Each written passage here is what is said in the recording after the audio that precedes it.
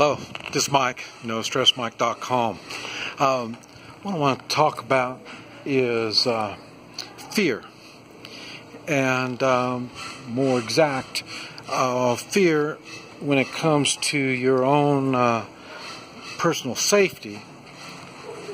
And I'm talking about the type of fear that you would get when I was going to say humans, but I guess it also would apply for animals. Fear, there's nothing wrong with fear. Manageable fear will give you more strength than you normally have. And that strength is what you're going to need to get through the situation. Now, I know a lot of people think that I don't get scared because of all the places I go, the situations I get into, and this type of stuff. But the truth is, I'm in fear a lot. I say now I'm down in Mexico, and when I first come to an area, especially the first few days, I get a lot of fear because I really don't understand the situation that I'm in, and it takes me time to learn this situation. And then after I learn the situation, then I can figure out what I need to do to prepare for when I do get scared. And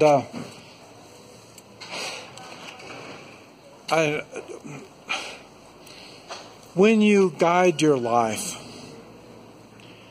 on the fear of fear itself, you're going to have a lot of problems. I'm faced with multiple threats, sometimes not armed, sometimes armed, maybe knives, machetes, even firearms.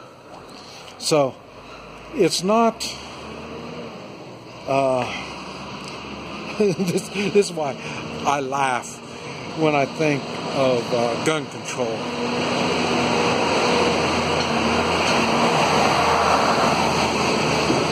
And how some people really believe if you can control the guns, you're not going to have people getting shot. They really miss the point. They have so much fear that it's the fear itself that they have to get over. The thing is, whatever the weapon is, or even no weapon, it all comes out to it's the people. People are the problem. And it's not all people. It's the people that tend to thrive on your fear. That could be anything from bandits in the medical world. I don't know how often they'll tell you, well, you got cancer, and so in other words, they're trying to put the fear in you instead of taking the personal responsibility. And then when they put the fear in you, the government is the same thing. Well, you need to do this, you need to do that. Bureaucrats in the government, they learn to use fear on you, and that's what you call tyrants. When the government uses that fear, they are a tyrant. They don't work for you anymore. So, but bandits will be the same thing. everybody that uses the fear of fear on you, they will give you an escape. And that escape is, under normal conditions, is money. The government, well, if you do this, you got to do that. You're going to pay a fine, or you got to, so it's going to cost you money to get out of whatever it is. The medical world, it's fear. They got to put the fear in you before they can get your money. The bandits, it's the same thing. They have to convince you that you need to be scared. So give them money, and then now that's your way out. So if you understand that it's the fear of fear that they're trying to impose on you, once you understand that, then you can make plans on how not to be in that kind of a situation. Now, like I say, I get scared. There's no question about that. A good example, we'll stay with the basics here on what most people get a lot of scared of is bandits, criminal types, bullies, this type of stuff. I talked about your space. Okay, so you've got your space. They can't impose the pain and discomfort that they're trying to. They put the fear that I want to get hurt. So they can't do that to you until you believe they can do it. So, and I believe it pretty quick. So that's why I react pretty quick in time of fear. I'm not real open. I'm not real understanding, because I do know that that's where we're going with this, is the fear of fear. And so once I understand that, and I've already got a plan on how to get myself through that, then I don't have that fear. Now, if it's multiple threats, and I talked about your space, I'll be in my space.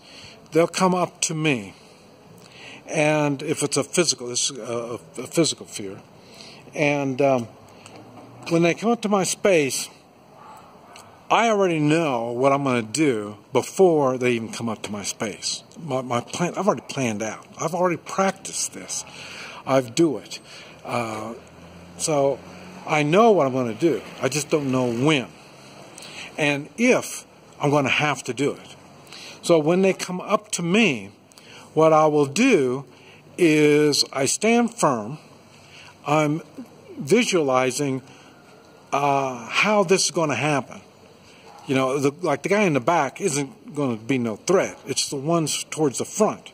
So I realize I can picture in my mind what they're going to be doing and how they're going to do it. Now, as they approached me, they will normally stop. And when they stop, I will take one step back. That is their warning. And because, like I say, now I'm past the point of fear. I know what I'm going to do now. I still have the fear, but the fear is giving me strength to do what I got to do. I know what I'm going to have to do in this situation. Okay, now let's say they don't. They continue walking to me. Okay, at the same time, I can. Well, maybe they're just bully types. Okay, all I have to do is take one step to the side and let them pass.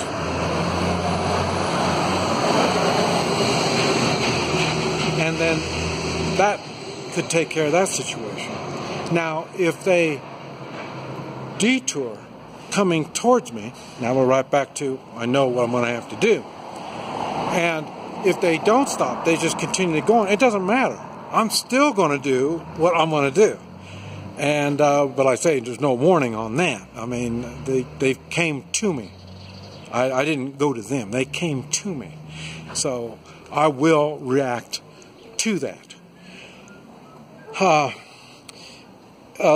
What's really bad is when you get threats that are bureaucrats, government type,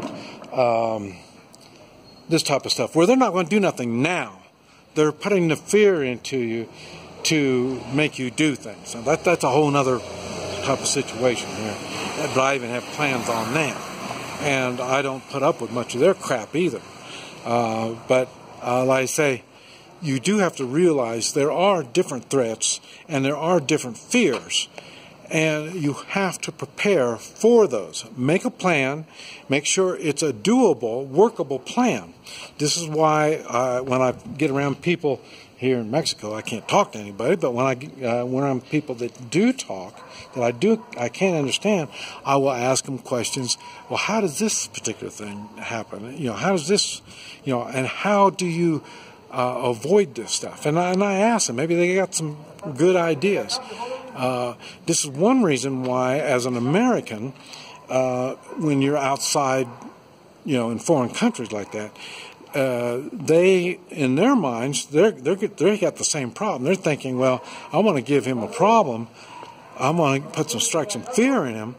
But at the same time, if this American has got a plan, that's not a good idea about scaring him too much. So that's one advantage I do have, is they try not to scare me. The ones that do try to scare me, that they fall into the bully criminal type, and it doesn't make any difference what country you're in, you're going to find them. So then my plans work for that. So in other words, it's not the fear itself that you got to deal with. And that fear is a positive thing, unless you allow that fear to become negative and control your world. That's not a good thing. This is Mike. NoStressMike.com.